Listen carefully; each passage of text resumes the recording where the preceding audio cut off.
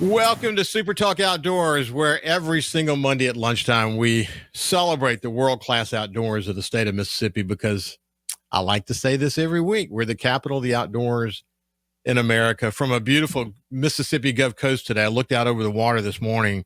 Slick as glass, slick as glass. Got a call from my friend Captain Cal Johnson, and he was literally, as we spoke, catching trout. And it was good to hear that. I want to thank you for joining us on this powerful Super Talk Mississippi Radio Network. Or some of you are listening to Super Talk Outdoors on supertalk.fm, Amazon Alexa, the Super Talk Mississippi app, or on Super Talk TV at C Spire TV. Some of you are on YouTube or Facebook or your favorite podcast. However you engage in this show, we don't care as long as you engage in the show. It's April the 28th. 2025. Hey, listen, we're going to be joined shortly by the chief of wildlife for the Mississippi Department of Wildlife, Fisheries, and Parks, Russ Walsh, and we'll spend the whole show with him. But I got a couple of things I want to mention at the beginning of the show. Most of you or maybe you don't know anything about this, but if you've read anything about it or heard anything about it, I want to put something in perspective, and that is this threat of the Bonnie Carey Spillway opening. And I'm going to tell you why I'm bringing it up now. It has to do with Cal Johnson and other charter boat captains already getting calls asking, how's the fishing? Because the Bonnie Carey Spillway had been opened, and they were concerned that it was going to be like 2019, which, if you remember 2019, it got opened twice in 1 year. We had a historic algae bloom in the Mississippi Sound. It affected things greatly. People like Cal Johnson, by the way, they still caught a lot of fish then. They had to fish a little bit more to the east. They found good water and everything was fine. But people, because of the 2019 Bonnie Carey Spillway opening, people are really concerned when they hear opening, whether it's going to be the same impact this year as we experienced in 2019. So for those of you who don't know, this Bonnie Carey Spillway. You've actually driven over it if you've gone from New Orleans to Baton Rouge. There are these floodgates that you drive down on the edge of Lake Pontchartrain. And these are made to divert Mississippi River water when the water gets kind of high to a certain level. And the goal is to protect New Orleans and downstream communities when the Mississippi River gets to a certain point. And they've done a test opening in preparation for what could be, as Jay Grimes, who's the Louisiana State climatologist, said, a near certainty that it's going to be opened. I won't get into cubic feet per second and all that stuff. It doesn't matter. But when it's been opened, obviously what happens is that water comes to the Lake Pontchartrain and then to the Lake Bourne. You can pull up Google Map and see how all these pieces fit together. Lake Pontchartrain into Lake Bourne into the Mississippi Sound. That water, fresh water, polluted water from states all over the United States and even Canadian provinces, was not meant to flow into the Mississippi Sound. It was meant to go on out into the Gulf of Mexico. Gulf of Mexico is very resilient. So we have this fresh water and over-nutrified water and polluted water coming into the Mississippi Sound, and it's not a good thing. So there's been a lot of opposition. Lieutenant Governor Delbert Hoseman's been involved. There's a Mississippi Sound Coalition. As you know, Moby Solange from my other show, the Institute of Marine Mammal Studies, has been involved. They've been engaged with the Corps of Engineers, talking about various approaches to not just depend on the Bonnie Carey Spillway. So anyway, I just want to share a couple of quick things with you that I think are really important. And it has to do with why this is a little different than what happened in 2019. First of all, in 2019, as I mentioned, it was open twice, which is a very rare occurrence. A total of 123 days from February 27th to June 27th. And it was driven by historic and prolonged Mississippi River flooding that was extraordinarily excessive because of rainfall and the snowmelt in the Midwest sort of happening simultaneously. So this year, as of right now, only a test opening has occurred. It's not been opened yet. And there is an expectation that it could be opened at some time this week, maybe. They anticipate 10 to 14 days, only 30 to 60 bays. There are these bays that they open up that goes along the actual spillway itself. And then we'll manage what is forecast to be a crest of the river of 16.5 feet at New Orleans. compared to very extreme and sustained high water levels of 2019. In 2019, because of this extraordinary prolonged freshwater diversion into the Mississippi Sound, oyster harvest dropped to zero. The industry suffered $120 million in damages. Dolphin stranding surged, 320 reported deaths linked to low salinity. That was by the Institute of Marine Mammal Studies. Blue crab and shrimp populations crashed and so on. Okay, it was significant. This particular opening, if it's as anticipated, would be much, much less than what we saw in 2019. So fishermen and groups in the Mississippi Sound Coalition are still concerned, obviously. And the ecosystem, in a lot of ways, is still recovering from 2019, making it a little bit more vulnerable than it normally is. At the end of the day, I could go on and to really break it all down, but I think that the emphasis on 2019, it was a historic event, 123 days. This year, really one opening, 10 to 14 days. Think about the difference in that. And the ecological sensitivity is still going to be there, but certainly not anywhere near the impact of 2019. And the reason for bringing all this up is that the Mississippi Sound, even with the 2019 event, it tends to be resilient. Over the years, it's begun to rebuild itself, et cetera. Any flush of fresh and polluted water into the Mississippi Sound is not good. But it hasn't been opened yet. Kyle and his team are catching fish, and others are catching fish as we speak. But in fact, I'll tell you, the fishing is incredible. If you go out to the islands right now, it's crystal clear water. Today it's very flat. It's beautiful. It's beautiful out there, and it's going to continue to be. And so even if it opens, what they'll do is adjust their plans and maybe trailer their boats to some different locations. But fishing will, I think, continue to be extremely good. In fact, if it gets open just a little bit, so what's going to happen is the specks that are in the Lake Pontchartrain and Lake Borgne are going to get flushed into the Mississippi Sound. So fishing might actually be even better. So I just wanted to put all that in perspective. I could have gone into a lot more detail, but I just wanted to make sure you knew that it hasn't been open yet. If you hear the Bonnet Carré opening, hear people screaming, that's because they're concerned about what happened in 2019. We don't expect that impact in 2025. Okay, that's enough about that. Now let's shift gears and move over to my friend, the Chief of Wildlife for the Mississippi Department of Wildlife, Fisheries, and Parks, Russ Walsh. Russ, how you doing, my friend? I'm doing well. Thanks so much for having me today. Good to be here. It's good to see you. So, you think about the Bonnet Carré Spillway. I mean, that's not within the guise of you have no control over any of that, but you do have input along the way. And you've had the opportunity to provide some input along the way, but it's something we need to stay focused on, looking for more alternatives than just opening the Bonnet Carré Spillway. Have you been watching that system? Yeah, and you go back to 2019, we were experiencing a lot of flooding in the South Delta, not just along the river, but in the Yazoo backwater. And that impacted a number of our wildlife management areas, obviously impacted, hundreds of thousands of acres of private land. So just the flooding itself, certainly mentioning Bonnet Carré Spillway, but all of the other ancillary things that flooding impacts. It is a huge topic and a huge discussion, no doubt, yeah, and always one that we have to pay attention to. Yeah, so listen, there's two significant spillways. One is called the Bonnet Carré Spillway.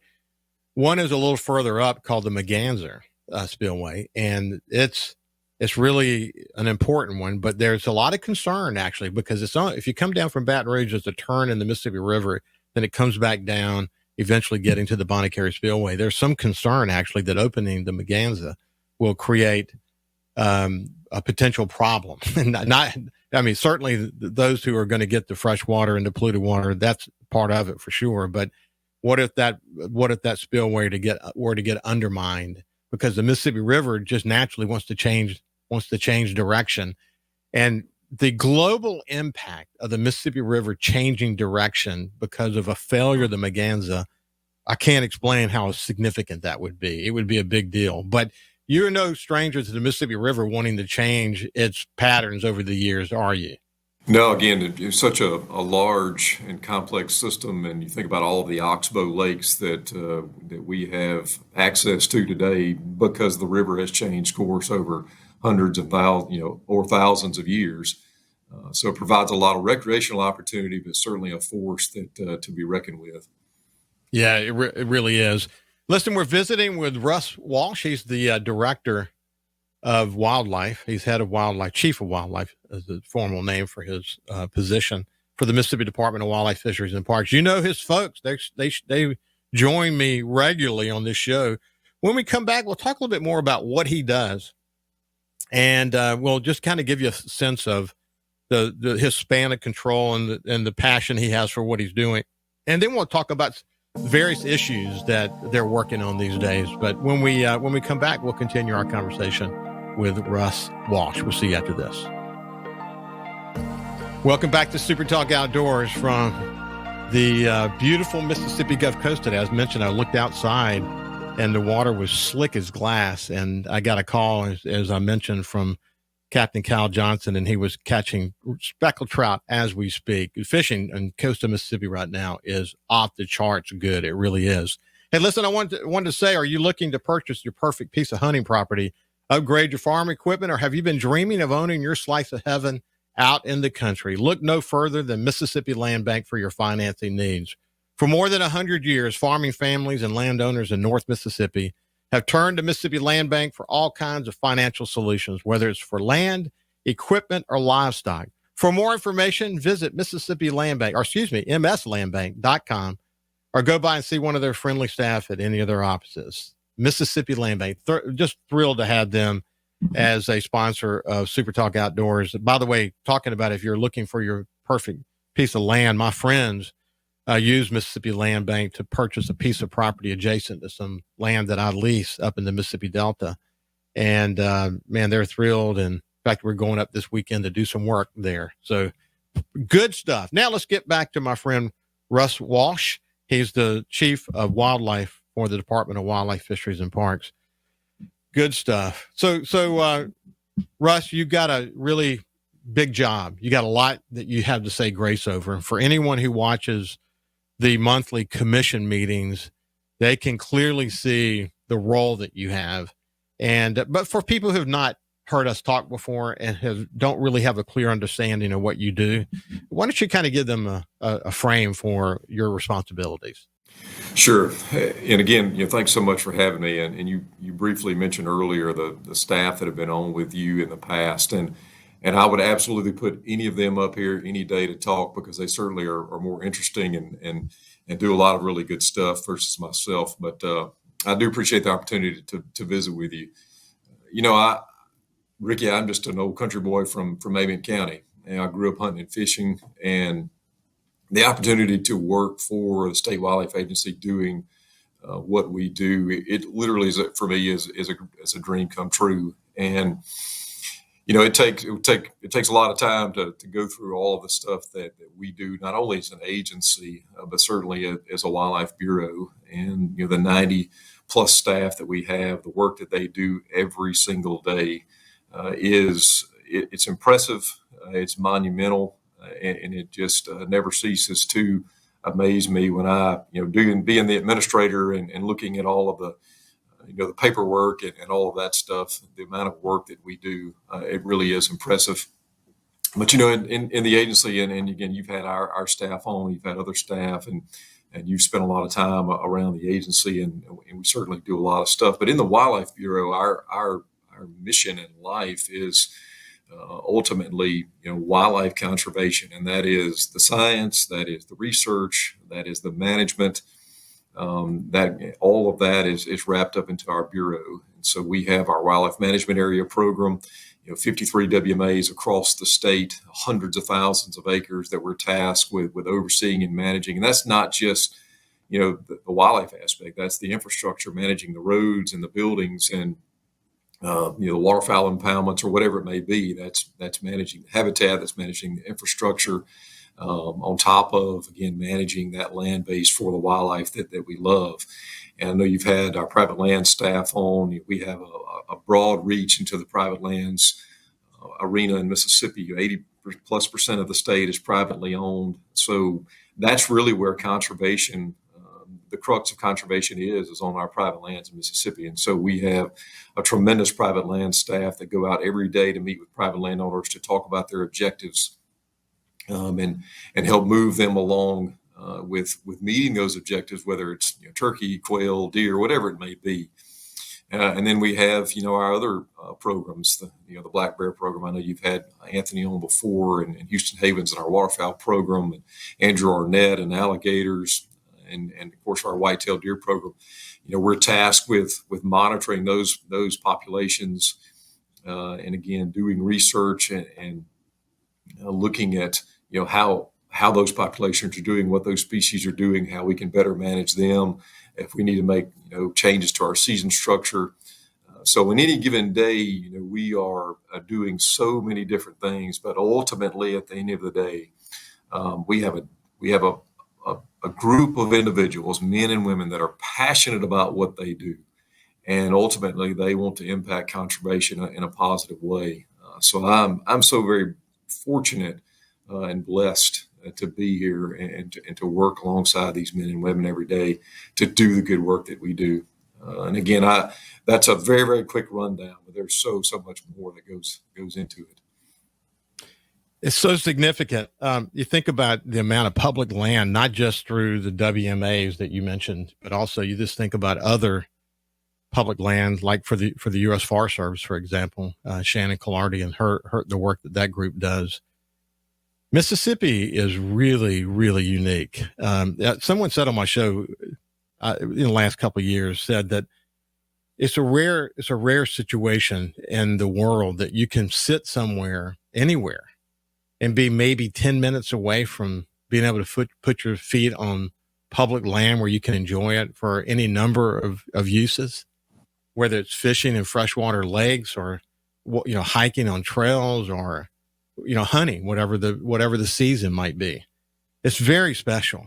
And that's one of the reasons why I love spending time with people like Houston Havens, who gets into your, obviously head of your duck program, who spends a lot of time talking to us about the efforts that the department does to help attract ducks during duck season, even during the time when there's a lot of theories about duck season and whether ducks are getting short stopped, north of us, or whether weather patterns have changed or migration has changed and all that.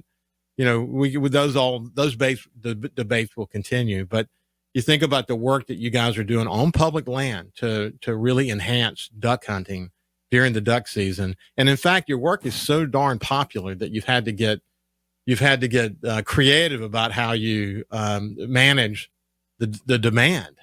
But I mean, which is a great problem to have. I could start breaking it all down from there. But the point is that we have access to some incredible public land in what I call the capital of the outdoors in America. But it's so true, isn't it, Russ? Yeah, absolutely. And not only are we managers of those resources, but I'm a user too. I hunt on public land. And so it gives me that perspective, as just an average citizen hunter.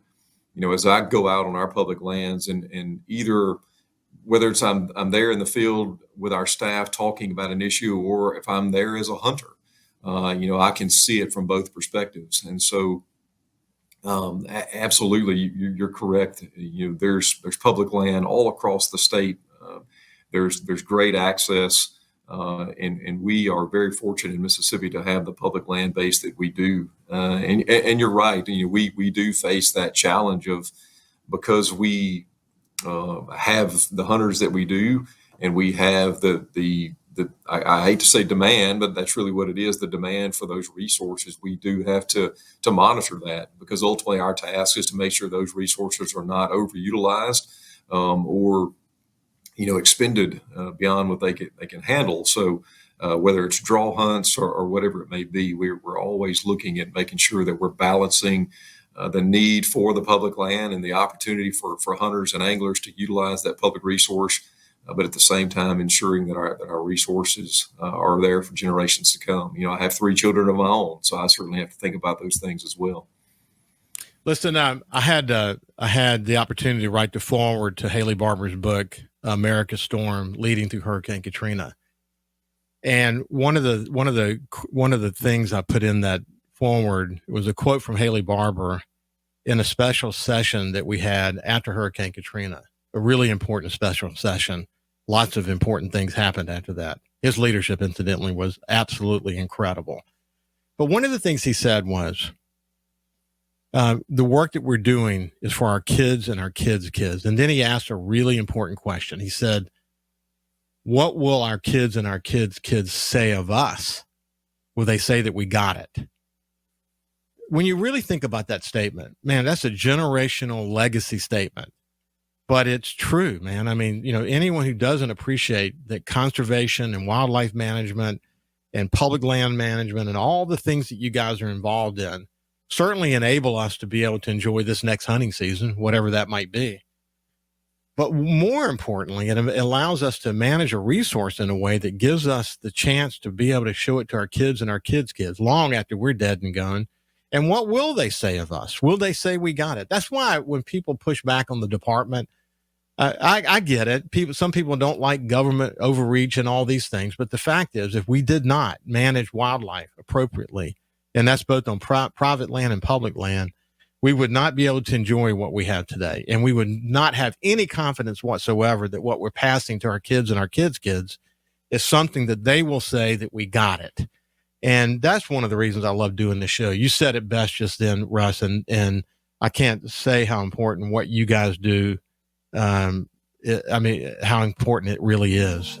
We're visiting with the Chief of Wildlife for the Department of Wildlife, Fisheries, and Parks, Russ Walsh. When we come back, we'll continue the conversation. We'll see you after this. Welcome back to SuperTalk Outdoors. Listen, I want to thank my producer, Cal Curley. He's the man. We've been implementing some new technology, and we used to do this show with Skype. But Skype is going away. It's moving to a different format, and it doesn't accommodate the radio and podcast side very well. So we moved over to a platform called vMix, which is what the team in Jackson uses. And Kyle's done such a great job of helping us make this transition. I can't thank him enough for what he's doing.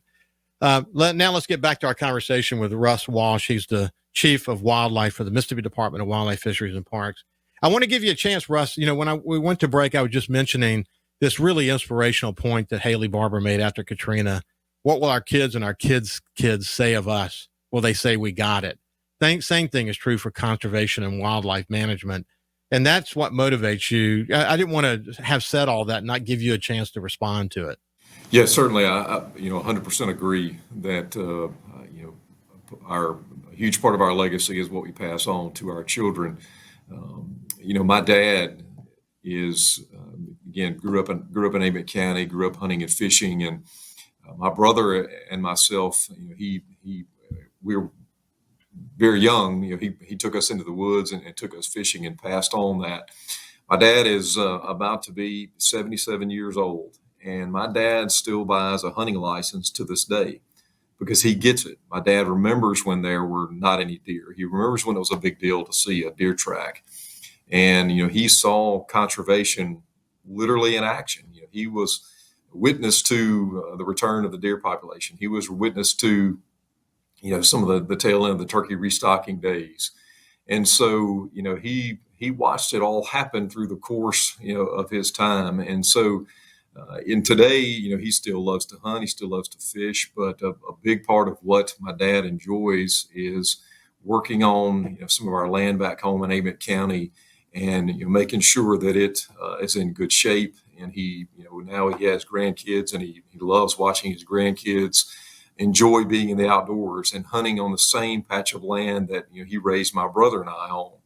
And so, it really is a generational thing. And so, passing that on to the next generations is so important. And so for somebody like my dad, again, he doesn't have to buy a hunting license anymore. He's well beyond the age of the requirement there, but he still does it because he gets it, and he gets the value of that hunting license and gets the value of what those dollars do. And so again, he still gets out in the woods and still wets a hook, but I think he gets more enjoyment out of watching his grandkids partake in it, that probably more than anything. Yeah, I love hearing those stories. And so many of us, got our love of the outdoors from our, in most cases, fathers or grandfathers. I've actually talked to some folks who got it from their mother, in fact, Drew St. John, who is becoming onto commission, has already been confirmed by the Senate. Drew is a terrific leader and a very, very good person, but him and his brother Robert, they tell tales about their mother. Their father died when they were young, and their mother bought a fish camp in Pascagoula, and they had a little John boat. And they used to go on some major expeditions on that boat.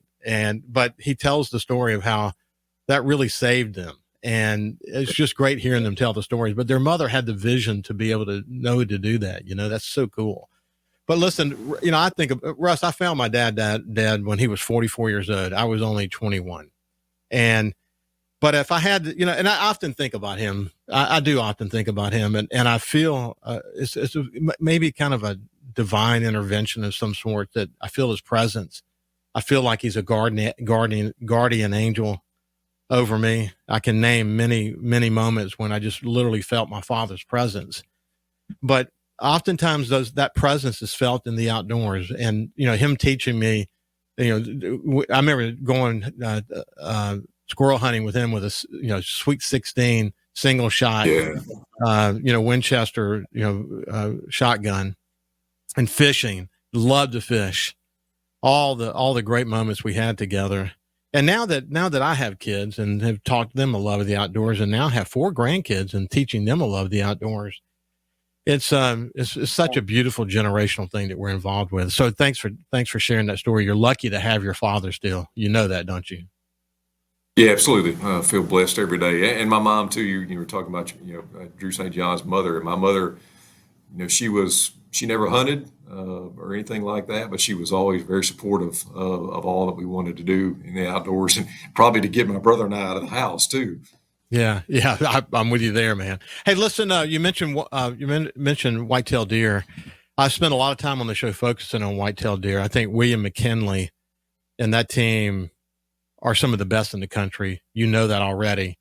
But what really brings it to focus is, I know there's a lot of different points of view. I think there are more people coming to understand that chronic wasting disease is in fact very real. All you have to do is go and look at certain northern counties of Mississippi and really understand what happens to observations when you hit a certain level of prevalence of CWD. And now that CWD is continuing to slow, such a slow march, and makes it hard because a deer can have CWD and look totally healthy.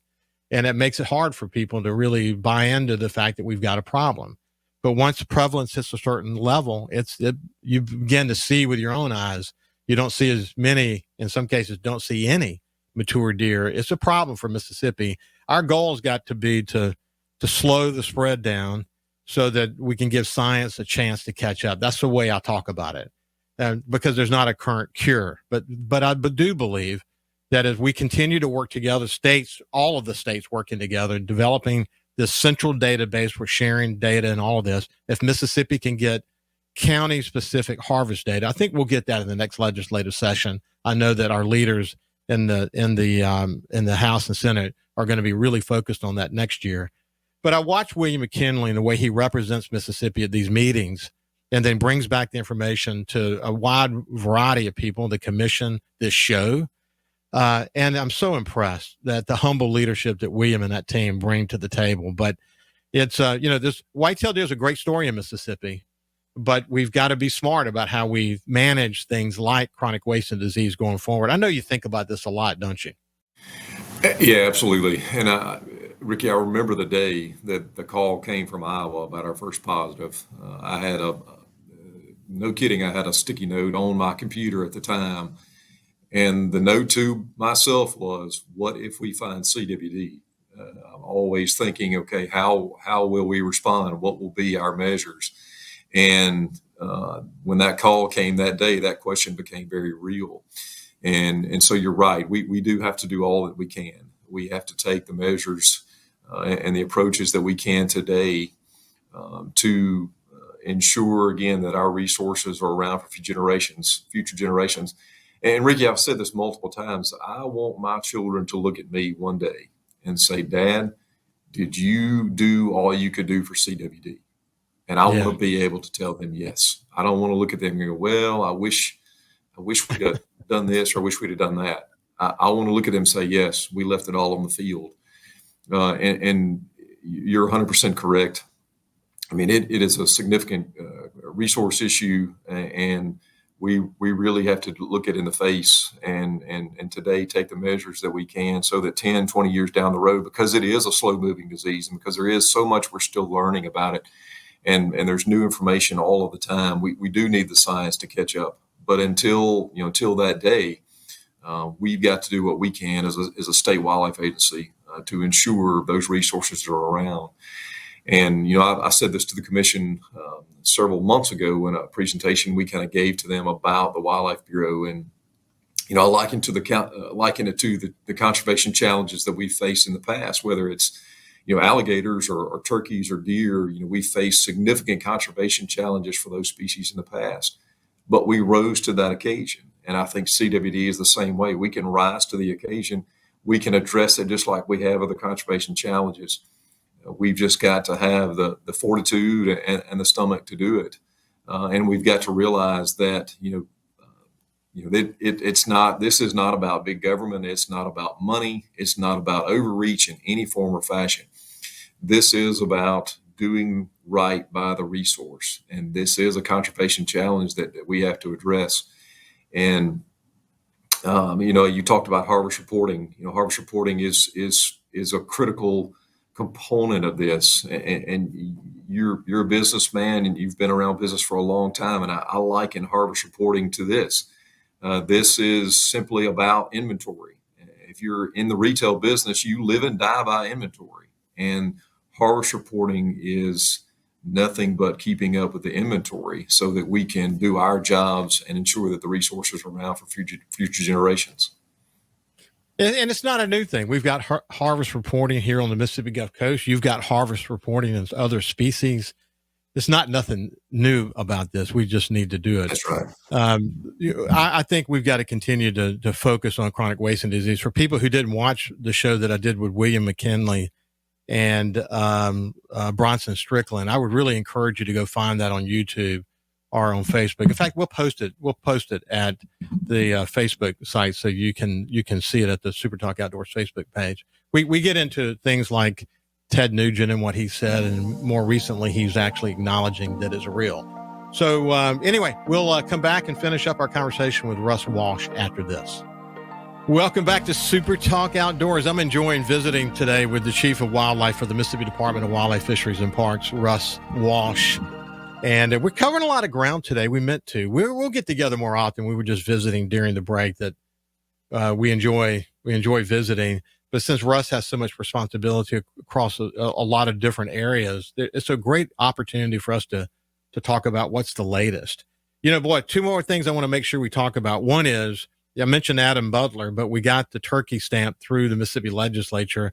If there is a success story in Mississippi, you talked about the wisdom of our forefathers to do restocking of wild turkey. My son killed a triple beard turkey in the last week or two, and man, he's hooked. But man, that the hunting of wild turkey in Mississippi, what a great success story that is. And now we've got a turkey stamp that's going to help fund conservation specifically around that. What a great success story that is. Yeah, absolutely. And we talked, I mentioned my dad earlier, and that was some of the earlier stories of my dad hunting, as a kid and a teenager. It was turkey hunting, because they had more turkeys in his younger years than they did deer. And so he has a lot of great turkey hunting stories from years ago. But yes, the turkey stamp, certainly a monumental piece of legislation to get passed. And the future of what can be done with the turkey stamp and those funds generated is certainly exciting. The waterfowl stamp, or the duck stamp, if you will, it's been around since the 70s. There's a tremendous amount of good news and positive things that have been done with those dollars. And I don't think we can gloss over this, Ricky. Whether it's the turkey stamp or the duck stamp, or whether it's hunting licenses, those are paid for by the men and women that hunt and fish. And so much of conservation, the lion's share of conservation, is done with the dollars that are expended by, again, the men and women that go out and hunt and fish. And so the turkey stamp is the same way. You've got, the men and women that are going to go out in the spring and start early in the morning, listen for that first gobble of the spring. And the dollars that they're going to pay, or the dollars that they're going to expend on that turkey stamp, is again, it's going to be a generational thing. Those dollars are going to go to, whether it's turkey research, a big part of it's going to go to actual on the ground management, whether it's prescribed fire or whatever conservation practice it may be. But hunters should feel confident in knowing that the dollars that they're going to give out for that turkey stamp is 100% going to go back to the conservation of the wild turkey, which has such a long and storied history in Mississippi. So we're excited about it. We've been having conversations about what that structure is going to look like and how those dollars are going to be expended, and certainly a lot more conversation to be had. But we're excited about the turkey stamp and the future of the wild turkey. I said there were two things. The one you mentioned, the private lands area, but that team is doing a great job. And as you know, Pierce Young joins me on a regular basis on this show. That's a busy dude. But I'm struck every time I spend time with Pierce Young how dedicated he is to the department, to making sure that people who own private land are getting maximum benefit from it, from wildlife and conservation and enjoyment. And I tell you, man, I could say this about everyone that I talk to on this show. They're all so dedicated. But Pierce, he gets Employee of the Year often for me because of the way he focuses, and he's so smart about it. I follow him on social media. He does a great job of educating people, and special group, isn't it? Yes, and like I said earlier, I'm just kind of an administrator at times. It's the men and women that work in this bureau that really do all the heavy lifting and do the tremendous work every day. And I'm so very proud and fortunate to be a part of them. Pierce certainly does a fantastic job. All the private land staff, but all of the other folks that work on our wildlife management areas, all of our other species folks, they do incredible work day in and day out. And I told you, maybe it was in the break, I've stood before the commission on multiple occasions, and I firmly believe this. It is not just a statement that I make. I would put this staff up against anybody in this country. They are dedicated. They are passionate. They love what they do. They wake up every day wanting to make a difference. It's not about just drawing a check, because again, state employees, nobody does it for just the check. They are passionate about what they do, and I'm so very fortunate and blessed to be a part of this team. This agency is my passion. I believe this patch, and everybody that works here does. So I hope all Mississippians and hunters and anglers know that the people that work here, particularly in the Wildlife Bureau, they love what they do, and they're working for the resource every single day. Hey, to be clear too, so I don't get in trouble, I think that Houston and Adam and William and any number of others ought to be Employee of the Year too. I can see them saying, hey, don't leave me out of that conversation. Hey, I also just want to say that the House Senate Chairman of the Wildlife Committee, Ben Suber, and of course, Bill Kincaid on the Senate side, and then Bill Kincaid on the House side, worked together to get the turkey bill done. Awesome work. We're out of time, but it's been a pleasure, Russ, to spend some time with you. Thank you. I appreciate you having me. You bet. Listen, have a great day. Have a great week. Stay safe in the outdoors. Always put safety first. Have a great day. See ya.